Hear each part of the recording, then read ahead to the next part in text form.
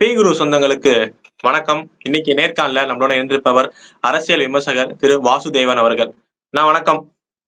வணக்கம். இங்க பரபரப்பா தமிழக அரசியல் போயிட்டு இருக்கு.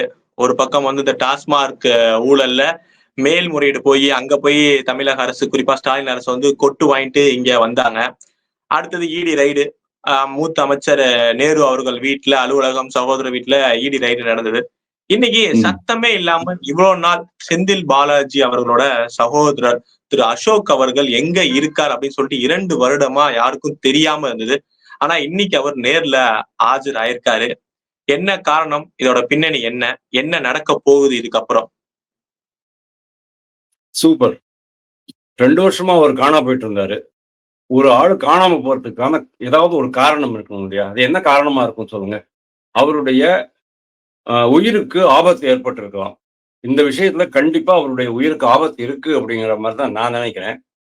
அவருடைய அண்ணன் செந்தில் பாலாஜிய கொஸ்டின் பண்ணின போது அந்த கேஷ் ஃபார் ஜாப் ஸ்கேம்ல, அதாவது போக்குவரத்து துறையில அமைச்சராக இருக்கும் பொழுது அவருக்கு கிட்டத்தட்ட ஒரு 600 பேருக்கு வேலை வாங்கி தரேன்னு சொல்லி பணத்தை வாங்கிட்டு வேலை வாங்கி தரல, அவங்க எல்லாம் கம்ப்ளைண்ட் பண்ணியிருந்தாங்க. அது சிபிசிஐடி என்கொயரி பண்ணிட்டு இருந்தது. சிபிசிஐடி என்கொயரி பண்ணிட்டு இருக்கும் போதே இன்கம் டேக்ஸ் டிபார்ட்மெண்ட் மே மாசம் 2023 தான் அவங்க வீட்டுல ரெய்டு விடுறாங்க. ரெய்டு விட்ட போது தெரியறது அது மாதிரி ஒரு மிகப்பெரிய பண்ணை வீடு கட்டிட்டு இருக்கிறாங்க அப்படின்னுட்டு.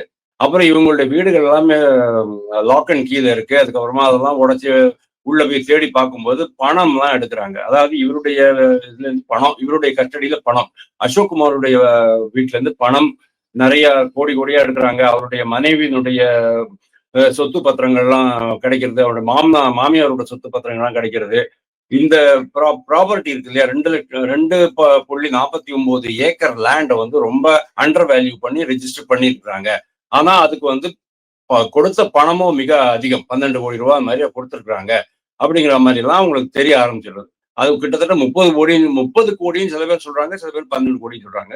அதாவது எப்படியும் அண்டர் வேல்யூவேஷன் பண்ணி அவங்க அதை வாங்கியிருக்காங்க. இந்த பணம் எப்படி யூஸ் பண்ணிருக்காங்க, அதாவது இந்த டிரான்ஸ்போர்ட் டிபார்ட்மெண்ட்ல அவங்களுக்கு எல்லாம் வேலை வாங்கி கொடுக்கறதா இவர் தான் அசோக் குமாரே தான் என்ன மீட் பண்ணினார் சொல்லிட்டு தேவ சகாயம், அருள் குமார், அது மாதிரி நிறைய பேர் இவருடைய பேரையே சொல்லியிருக்கிறாங்க. அதாவது அசோக் குமார் அப்படிங்கிறவர் ஒரு சாதாரண மனிதர் கிடையாது. எப்படி KN நேருடைய தம்பி ஒரு சாதாரண மனிதர் கிடையாதோ, எல்லாம் தம்பிகள் ஆயிட்டோம் பாருங்க. இப்போ எங்கே அந்த சார் யார் அப்படின்னு கேட்கறத விட்டுட்டு இப்ப தம்பி இருக்காங்களா உங்களுக்குங்கிற மாதிரி ஆரம்பிச்சு போச்சு.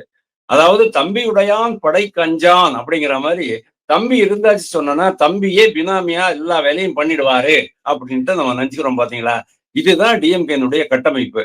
அசோக் குமார் கிட்டத்தட்ட டிஃபேக்டோ மினிஸ்டர் மாதிரி தான் இருந்தாரு 2011-16லயே. அதாவது அண்ணன் போக்குவரத்து துறை அமைச்சராக இருக்கும் பொழுது அவருடைய எல்லா கொடுக்கல் வாங்கல்களையும், அந்த பேருக்கு மட்டும் ஒரு டெக்ஸ்டைல் ஃபேக்டரி வச்சுக்கிட்டு இருந்தாரு. அவர் ஊர் பேர் மறந்து போயிடுச்சு எனக்கு, கரூர் பக்கத்துல எங்கேயோ. ஆனா அவர் பண்ற விவகாரம் எல்லாமே அண்ணனுடைய அந்த பணம் வாங்குறது, செட்டிங் பண்றது, ஊழல் பண்றது, அதாவது லஞ்ச பணம் வாங்கி அதை மேனேஜ் பண்றது, இதெல்லாம் தான் பண்ணிட்டு இருந்தாரு. அதாவது கான்டாக்ட் பண்றதும் இவர் தான். அதாவது இவருடைய நம்பகத்தகுந்த 2-3 பேர், இந்த சண்முகநாதன், பின்ன கார்த்திகேயன், இந்த மாதிரி 2-3 பேரு, இவங்க தான் மொத்த ராஜ்யத்தையும் பண்ணிக்கிட்டு இருந்தாங்க. கூடவே டாஸ்மாக் மூலமாக கள்ள சரக்கு விற்கிறது, அதுல பணம் வாங்குறது, அதே மாதிரி இது இல்லாம லைசன்ஸ் இல்லாம பார் நடத்துறது, இந்த மாதிரி பல விஷயங்கள் கூட இவங்க பண்ணிட்டு இருந்தாங்க. அதாவது எங்கெங்கெல்லாம் முறை இல்லாமல் சம்பாதிக்க முடியுமோ அது எல்லாத்தையும் அண்ணன் டிஎம்கேல இருக்காருங்கிற அந்த அவருடைய பேரை பயன்படுத்திக்கிட்டு ரொம்ப பிரமாதமா பண்ணிக்கிட்டு தான் இருந்தாரு இவரு.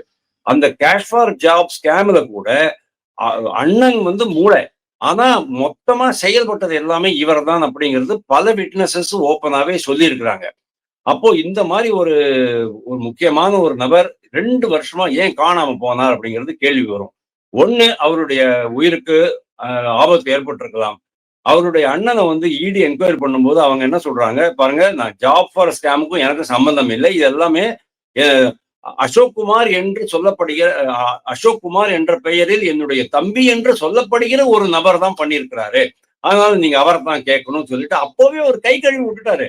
அதாவது மொத்தமாவே அவர் கை கழுவி விட்டுட்டாரு. அப்போ என்ன ஆகும், மொத்த போக்கஸ் என் மேல வந்துருமோ அப்படிங்கிற பயத்துல இவர் வந்து அண்டர் கிரவுண்ட் ஆயிடுறாரு. அதுக்கப்புறமா லைஃப் த்ரெட், அதாவது இப்போ பாருங்க, தம்பி தம்பின்னு சொன்னா திருப்பி நான் ராமஜெயம் பத்தி பேச வேண்டியதா இருக்கும். அதனால அவரும் ஒரு தம்பி தானே. இப்போ வந்து இவருடைய ரவிச்சந்திரன்ங்கிற ஒரு தம்பி, ராமச்சந்திரனும் ரவிச்சந்திரனும் KN நேருவோட தம்பி, அவர் மாட்டின்னு இருக்காரு பாருங்க. அது மாதிரி ஆமா. மொத்தமா நம்ம மாட்டி விட்டுருவாங்களோ அப்படிங்கிற அந்த பயத்துல இவர் வந்து தலைமறைவு ஆயிடுறாரு. அதுக்கு அண்ணன் அண்ணன் சொல்லிதான் தலைமறைவா இருப்பாரு. அப்படி இல்லைன்னு சொன்னா டிஎம்கேலே யாராவது உதவி பண்ணிருப்பாங்க, நீ கொஞ்ச நாள் தள்ளி இரு அப்படின்னுட்டு. அதுக்கப்புறமா கொச்சியில அரெஸ்ட் பண்ணிட்டோம் அப்படின்ட்டு எல்லாம் சொன்னாங்க. ஒரு நியூஸ் ரிப்போர்ட்லாம் வந்திருக்கு. கொச்சியில கேரளா போலீஸ் அவர் அரெஸ்ட் பண்றதா சொன்னாங்க. அதான் இடம் பேரு மறந்து போயிடுது. ஆனா அதுக்கப்புறமா நெக்ஸ்ட் டே வந்து இல்ல நாங்க வந்து அசோக் குமாரை அரெஸ்ட் பண்ணல, அசோக் குமாருக்கு சம்மன் மேல சம்மன் அனுப்பிச்சுட்டு இருக்கோம், ஆனா அவர் வந்து இன்னைக்கு வரைக்கும் சரண்டர் ஆகல அப்படிங்கிற மாதிரி. Ashok Kumar plus 12 others. அதுல பாக்கி எல்லாரும் வந்துட்டாங்க, ஆனா அவர் மட்டும் வரலங்கிற மாதிரி ஒரு தகவல் வந்திருந்தது. அதனால அவர் அண்டர் கிரவுண்டு தலைமறைவாகி விட்டார் அப்படின்னு இருந்தது. ஓகே, இப்போ திடீர்னு ஏன் அவரு தன்னைத்தானே வெளிப்படுத்தி கொண்டார்? வெட்ட வெளியில் ஏன் வந்தார்? எதற்கு நீதிமன்றத்திற்கு போய் அவரை சரணடைகிறார்? அப்படின்னா இதுக்கும் ஏதாவது காரணம் இருக்கும். இந்த 2 வருஷத்துல என்ன நடந்தது அப்படிங்கறத நம்ம பார்க்கணும். நேத்திக்கு முந்தா நாளைக்கு இவர் செந்தில் பாலாஜி இப்ப கோர்ட்ல வேற நம்ம பார்த்திருப்போம், இது மாதிரி மேல்முறையீடு பண்ணலாம், இது மாதிரி நீதிமன்றத்துக்கு வந்து அமைச்சர் பதவியை வந்து ராஜினாமா செய்யறதுக்கோ பறிக்கிறதுக்கோ அதிகாரம் இல்லை அப்படின்னு சொல்லிட்டு செந்தில் பாலாஜி தரப்புல இருந்து மேல்முறையீடு, அவர் ஜாமீன் வழக்குல மேல்முறையீடு எல்லாம் போயிட்டே இருக்காரு. அதை ஒட்டி இப்ப இவர் வந்து இங்க ஆஜர் ஆகுறாரு. சோ இது வந்து என்னன்னா, செந்தில் பாலாஜி அவர்களுக்கு கண்டிப்பா ஏதாவது கைது வாரண்ட் நடக்க வாய்ப்பு இருக்கு, அதனால இவர் வந்து இப்ப ஆஜர் ஆகிறாரா இல்ல வேற ஏதாவது காரணமா? இல்ல அவருக்கு அதாவது கேஷ் ஃபார் ஜாப் ஸ்கேம்ல வந்து ஆல்ரெடி நீதிமன்றம் கேட்டுருச்சு. நீங்க வந்து 2000 இது இருக்கு, அக்யூஸ்ட் இருக்காங்க. அதாவது பணத்தை கொடுத்து ஏமாந்தவர்களையே இவங்க அக்யூஸ்டாவே மாத்திட்டாங்க. அவங்கள வந்து சாட்சியா வச்சிருந்தா பரவாயில்ல, ஆனா அவங்களே அக்யூஸ்டா மாத்தினதுக்கு அப்புறமா அவங்களுக்கு ஒரு சாட்சி வேண்டி இருக்கும். அவங்க வேற யாரெல்லாம் சாட்சியா கொண்டு வர போறாங்கிறது தெரியாது. இதை தவிர 600 சாட்சியம் ஆல்ரெடி ரெக்கார்டுல இருக்கு. அப்போ 2000 பிளஸ் 600 2600 பேரை நீங்க வந்து விசாரணை பண்ணி கிராஸ் எக்ஸாமினேஷன் பண்ணி குறுக்கு விசாரணை பண்ணி எல்லாம் பண்றதுக்குள்ள ரொம்ப வருஷம் ஆகும். அதனால இவ்வளவு நாள் நம்ம வந்து ஒரு அக்யூஸ்ட கைது பண்ணி வச்சிருக்க முடியாதுங்கிறதுனால தான் சிபிசிஐடி இதுல அவங்கள விட்டுட்டாங்க. இப்போ அதை இதுதான் இவர் வந்து ஒரு அட்வான்டேஜா நம்மளை மாத்திக்க முடியுமா அப்படின்னு பாக்குறாரு இப்போ. அதாவது 2 விஷயம் இருக்கு சார். ஒண்ணு, செந்தில் பாலாஜி மேட்டர், செந்தில் பாலாஜி இதுல பிரைம் அக்யூஸ்ட். சிபிசிஐடி அதாவது department of vigilance case Senthil Balaji மேல இருக்கு, இவர் கோ அக்யூஸ்ட். ஏன்னா இவர் தான் பணத்தை ஹேண்டில் பண்ணிருக்கிறார் அப்படிங்கிறது. அதுலயே உங்களுக்கு இடி உள்ள வந்திருக்கு. ஏன் இடி உள்ள வந்தது அப்படின்னு சொன்னா, இந்த ஊழல் செஞ்சு லஞ்சம் வாங்கி அந்த பணத்தை நீங்க வந்து வேற விதமா இன்வெஸ்ட் பண்றீங்கிறதுனால இடி வந்திருக்கு. அதாவது பண பரிமாற்றம் அப்படிங்கிறதுனால, PMLA ஆக்ட்ல வர்றதுனால. ரைட், இது ஒரு விஷயம். 2வது விஷயம், செந்தில் பாலாஜி டாஸ்மாக்ல மாட்டிக்கிட்டு இருக்கிறாரு அப்படிங்கிறதுனால இப்போ இந்த டாஸ்மாக் விவகாரத்தை இவங்க என்ன பண்ணிட்டாங்க, சுப்ரீம் கோர்ட்டுக்கு எடுத்துட்டு போயிடலாம் அப்படின்ட்டு அவங்க டிசைட் பண்ணியிருக்கிறாங்க. அங்கதான் அவர் சொல்றாரு, இந்த மாதிரி நான் வந்து பெயில் கண்டிஷன் எல்லாம் நான் வந்து மீறவே இல்லை, பெயில் அந்த மாதிரி கண்டிஷனே இல்லை, நான் வந்து என்னை டிஸ்மிஸ் பண்ணதுக்கு அப்புறம் நான் வந்து ஒரு சாதாரண MLA தான், நான் வந்து விட்னஸஸ் எல்லாம் இன்ஃப்ளூயன்ஸ் பண்ண முடியாது அப்படிங்கிற அந்த ஒரு காரணத்தினால்தான் எனக்கு வந்து பெயில் கிடைச்சிருக்குது. பெயில் கிடைக்கும் போது நீ வந்து ஃபியூச்சர்ல மந்திரி ஆகக்கூடாது அப்படின்ட்டுலாம் பெயில் கண்டிஷன் எல்லாம் கிடையாது. அதனால நான் வந்து பெயில் கண்டிஷன் நான் வந்து இது பண்ணல, மீறல அப்படிங்கிற மாதிரி அவர் சொல்றாரு.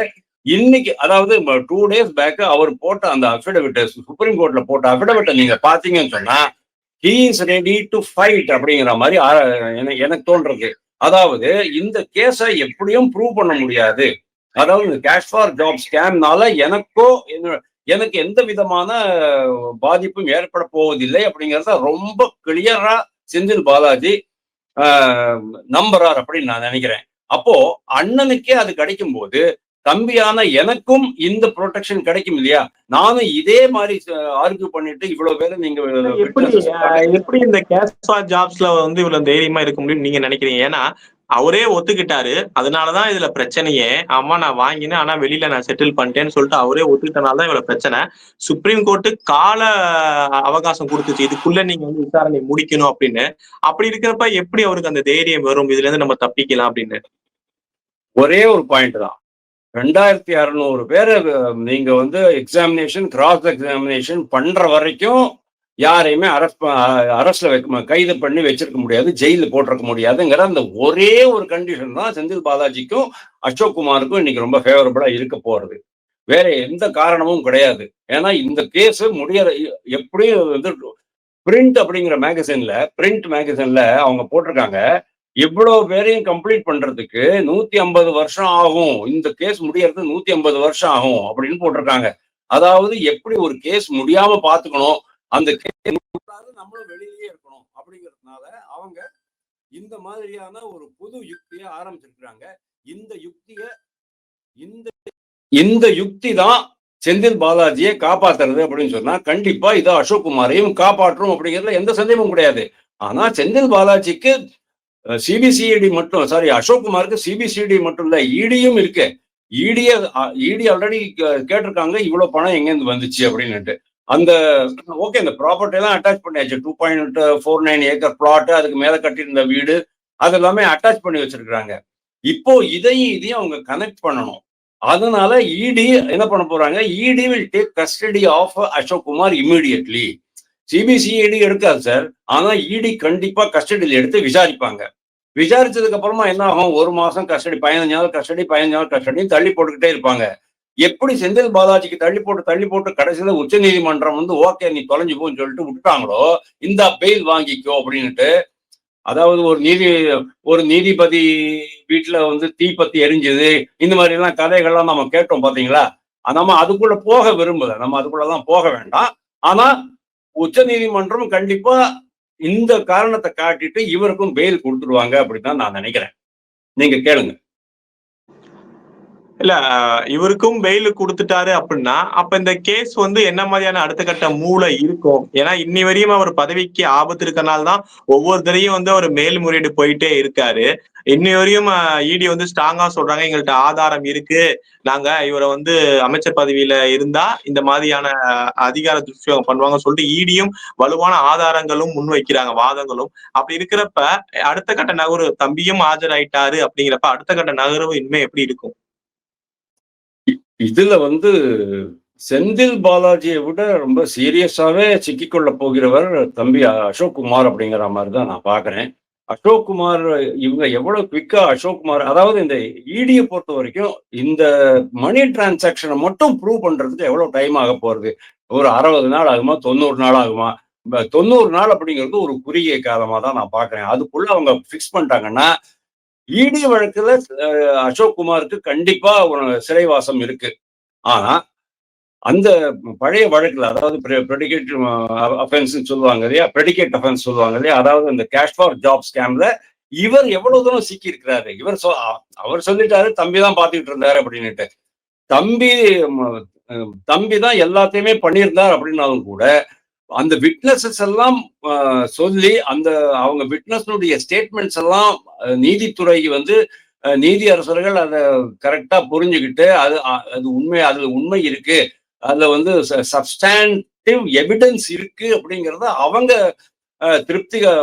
திருப்தி பட்டுக்கிட்டு அதுக்கப்புறமா தான் டிசிஷன் எடுக்க முடியும். அதனால அந்த விஷயத்தை பொறுத்த வரைக்கும் செந்தில் பாலாஜி ஆகட்டும், அவருடைய தம்பி அசோக் குமார் ஆகட்டும், எந்த விதமான தொந்தரவும் இருக்க போறது.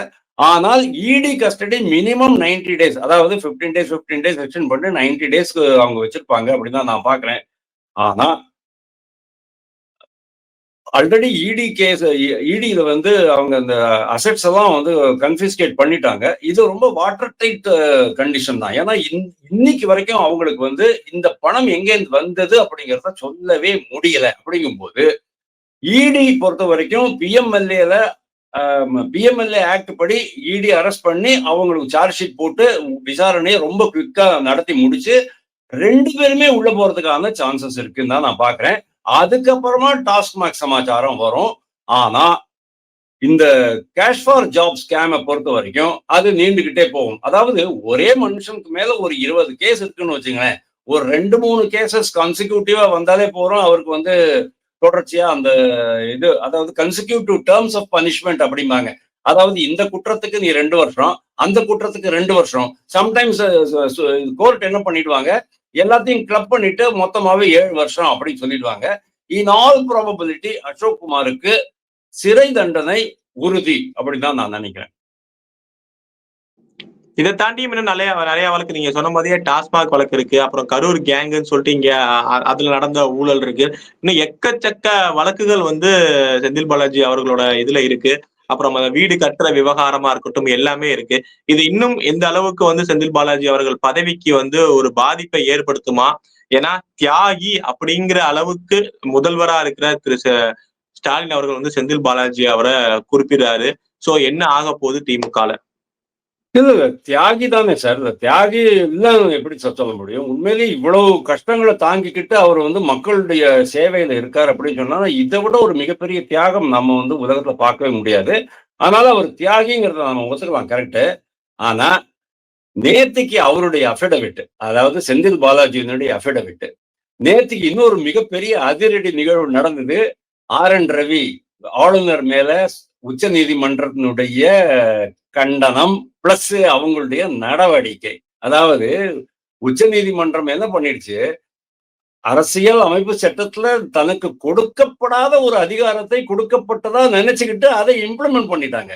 அதாவது ஆளுநர்கிட்ட பில் போயிருக்கு, பில்லு நீங்க தான் பாஸ் பண்ணணும் சாமி, பில் பாஸ் பண்ற அதிகாரம் உங்களுக்கு இருக்குது, அதை புடுங்கிட்டு நானே பாஸ் பண்ணிடுவேன் அப்படின்ட்டு அவங்க பாஸ் பண்ணிட்டாங்க. 142 பிரிவை பயன்படுத்திக்கிறோம் அப்படின்னாங்க. 142 பிரிவுல இந்த மாதிரி நீங்க பண்ணலாம் அப்படின்லாம் எதுவுமே கிடையாது, கிடையவே கிடையாது. அது வந்து சட்டத்திற்கு புறம்பானது. ஆனா அவங்க நினைக்கிறாங்க சட்டத்துக்குள்ளதான் நாங்க பண்ணியிருக்கோம். இது வந்து ரொம்ப பெரிய பிரச்சனையா வெடிக்க போறது. தமிழ்நாட்டில் மட்டும் இல்ல, ஆல் இண்டியால வெடிக்க போறது. இன் ஆல் ப்ராபபிலிட்டி இவர் ஆர்.என். ரவி வந்து அதுக்கு எகென்ஸ்டா இது ஃபைல் பண்ண போறாருன்னா நான் நினைக்கிறேன், கேள்விப்பட்டேன். மத்திய அரசும் இதை கண்டிச்சு வேற ரூட்ல போக போறது. எப்படா அந்த நீதித்துறைக்கு மணி கட்டலாம் அப்படின்ட்டு அவங்க பார்த்துக்கிட்டு இருக்கிறாங்க. மோஸ்ட் ப்ராபபிளி நீதித்துறைக்கு இந்த ட்ரிப் மணி கட்டப்படும். எப்படி வக்ஃப் போர்டுக்கு மணி கட்டினாங்களோ அதே மாதிரி நீதித்துறைக்கு மணி கட்டப்படும். சோ நேத்திக்கு நடந்த செந்தில் பாலாஜியோட அந்த அபிடவிட், நேத்திக்கு நடந்த அந்த அதிரடி தீர்ப்பு, இது ரெண்டு நீங்க வச்சு பாத்தீங்கன்னு சொன்னா செந்தில் பாலாஜிக்கு நல்ல ஃபைட்டிங் ஸ்பிரிட் இருக்கு. எப்படி அந்த ஃபைட்டிங் ஸ்பிரிட், அவங்களுடைய அந்த அபிடவிட்னுடைய நுவான்ஸ்டு சென்டென்சஸ் எல்லாம் நீங்க பாருங்க சார், என்ன பியூட்டிஃபுல்லா எழுதிருக்காங்க தெரியுமா? யாரு டிராஃப்ட் பண்ணாங்கன்னு தெரியல, எக்ஸலண்டா பண்றாங்க. ஆர்டிகல் 21 கொடுத்துருக்காங்க, பர்சனல் லிபர்ட்டி, ஃப்ரீடம். நான் வந்து மக்கள் பணி செய்பவன், இந்த என்னை நீங்கள் தடுக்க முடியாது, இந்த மாதிரி எல்லாம் வந்து ரொம்ப அழகான வார்த்தை பிரயோகம் எல்லாம் போட்டுட்டு பண்ணிருக்கிறாரு அப்படின்னு சொன்னா, அவங்களுக்கு நம்ம நீதித்துறையில இருக்கிற ஓட்டைகள் எவ்வளவு நல்லா தெரியும்.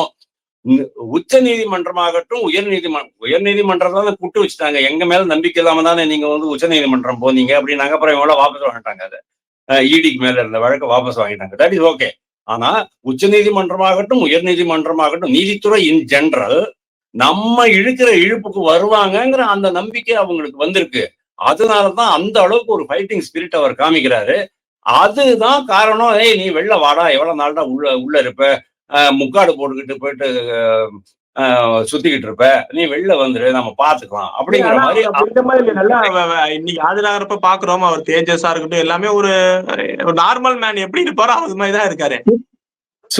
சார், என்ன பொறுத்த வரைக்கும் அவர் யாருடைய கஸ்டடியில் இருந்தார் அப்படிங்கிறத விசாரிச்சுட்டு அந்த ஆளையும் கோ அக்யூஸ்டா போடணும்னு நான் சொல்லுவேன். ஏன்னா ஷெல்டரிங் அ கிரிமினல், அதாவது கிரிமினல்னா accused, you have been sheltering an accused. எப்படி நீ வந்து ஒரு குற்றம் சாட்டப்பட்டவர் நம்ம வீட்டுல வந்து ஒளிஞ்சுக்கிட்டா சொன்னா நம்மளையும் கூட்டிட்டு போடுவான் இல்லையா? அது மாதிரி யார் வீட்டுல நீ ஒளிஞ்சுக்கிட்டு இருந்தியோ அவங்க யார் உனக்கு ப்ரொடெக்ஷன் கொடுத்தாங்களோ அவங்களையும் கோ அக்யூஸ்டா மாத்தணும் அப்படிங்கிறது என்னுடைய ஆசை. இவங்க பண்ணுவாங்களா, இடி பண்ணுவாங்களா, சிபிசிஐடி பண்ணுவாங்க. சிபிசிஐடி வந்து கவர்மெண்ட் ஹேண்ட்ல தான் இருக்கு, அதனால அவங்க பண்ண மாட்டாங்க. இடி பண்ணியா ரொம்ப அருமையா இருக்கும்னு நான் பாக்குறேன். நிச்சயமா பரபரப்பா இப்ப தமிழக அரசியல்ல புதுசா ஒண்ணு சூடு பிடிக்க ஆரம்பிச்சிருக்கு. பொறுத்திருந்து பார்ப்போம் இது எந்த அளவுக்கு போக போகுதுன்னு. இவ்வளவு நேரம் உங்க நேரத்தை நம்ம தளத்துக்கு வந்து பயந்தமைக்கு ரொம்ப ரொம்ப நன்றி. நல்லதே நடக்கும். வாழ்க வளமுடன். தேங்க்யூ.